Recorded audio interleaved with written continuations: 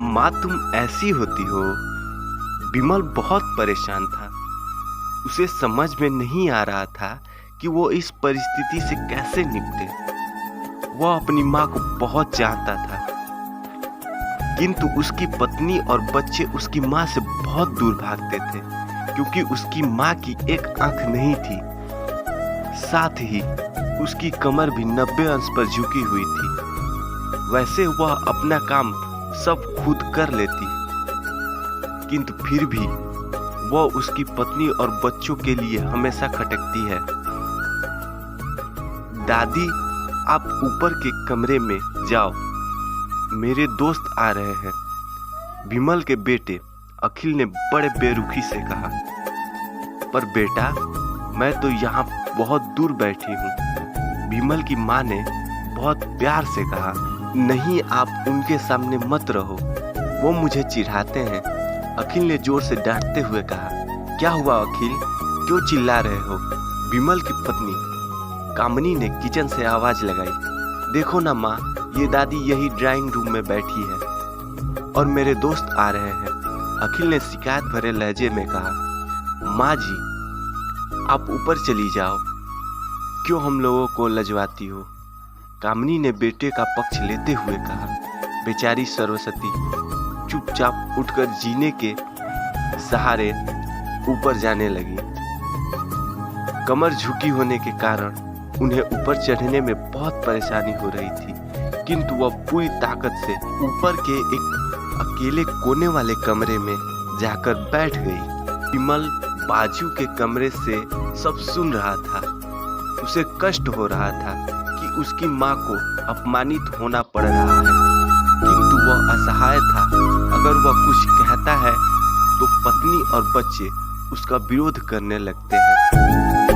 दूसरे उनके तर्क भी सही लगते हैं, क्योंकि वह एक प्रशासनिक अधिकारी था। उसका सामाजिक स्तर बहुत ऊंचा था। उसकी ससुराल भी एक ऊंचा घराने में थी। अतः वह चुपचाप इस तरह हर दिन अपनी माँ को अपमानित होते देखता रहता था। रात को विमल की पत्नी ने कहा, देखो जी, अब कुछ करो।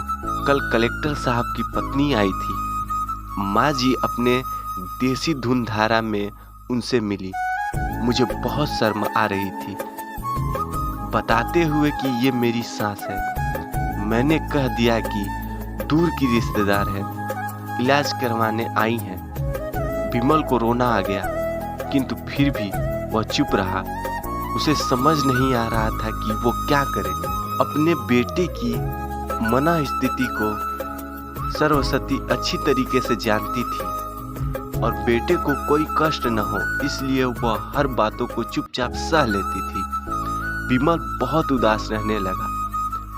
एक तरफ परिवार और सामाजिक स्तर पर जीने की प्रतिबद्धता थी, तो दूसरी ओर माँ। आखिर माँ से अपने बेटे की यह हालत नहीं देखी गई। एक दिन उसने अपने बेटे से कहा, विमल, बहुत दिन हो गई है, मैं अपने गांव जाना चाहती हूँ, मुझे वहां पहुंचा दो। मेरा यहाँ मन नहीं लग रहा। किंतु माँ, वहां तो कोई नहीं है, तुम्हारी देखभाल कौन करेगा? विमल ने आश्चर्य से पूछा। अरे सब गांव वाले तो हैं, और वहाँ तुम्हारे मामा जी तो उसी गांव में रहते हैं, और फिर हम सारी व्यवस्थाएं कर आएंगे ना। कामनी को तो जैसे मन की मुराद मिल गई हो। हाँ बेटा, बहू सही कह रही है, सरस्वती ने लंबी सांस लेते हुए कहा। पूरा परिवार और आस पड़ोस बहुत उत्साहित था। अमेरिका से विमल के डॉक्टर चाचा आ रहे थे।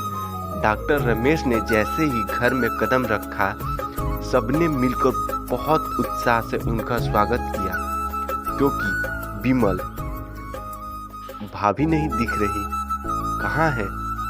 डॉक्टर रमेश ने उत्साहपूर्वक पूछा। जी, वो गांव में रहती हैं, यहाँ उनका मन नहीं लगा, कामनी ने सपाट लहजे से उत्तर दिया। डॉक्टर रमेश ने विमल की ओर देखा तो विमल ने अपनी आंखें झुका ली।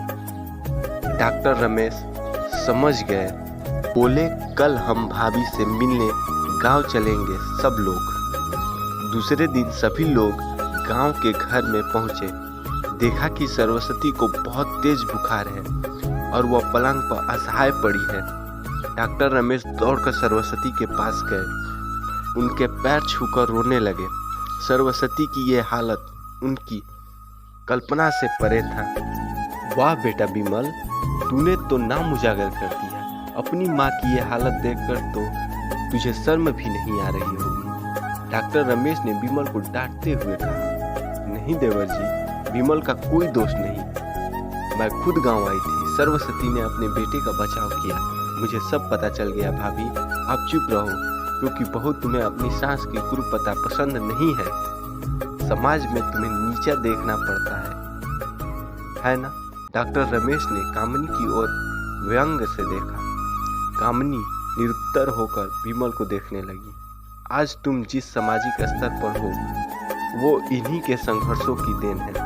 और बेटा विमल, तुम्हें शायद मालूम न हो कि बचपन में जब तुम 1 साल के थे तब छत से नीचे गिरने के कारण तुम्हारी एक आंख फूट गई थी और तुम्हारी रीढ़ की हड्डी भी टूट गई। समस्या थी तब तुम्हारी इस कुरूप माँ ने अपनी एक आंख और अपना बोन मैरो देकर इतना सुंदर कुरूप दिया है। कामिनी बेटा, इतने सालों तक संघर्ष करके बेटे को प्रशासनिक अधिकारी बनाने वाली इस संघर्षशील औरत की तुम लोगों ने यह दशा कर दी। तुम्हें ईश्वर कभी माफ नहीं करेगा। डॉक्टर रमेश की आंखों में अश्रु जलधारा बह रही थी। अब भाभी, आप मेरे साथ अमेरिका जाएंगी, यहाँ इन स्वार्थी लोगों के बीच नहीं रहेंगी। डॉक्टर रमेश ने सरस्वती से कहा। विमल को तो काटो तो खून नहीं था।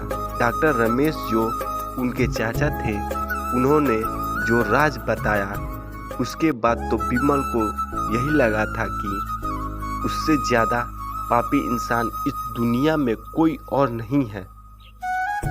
वह दौड़ता गया और माँ सरस्वती के कदमों में लिपट गया। माँ, मेरा अपराध अक्षम्य है। मैं जानबूझकर चुप्पी साधे रहा, आपका अपमान करवाता रहा।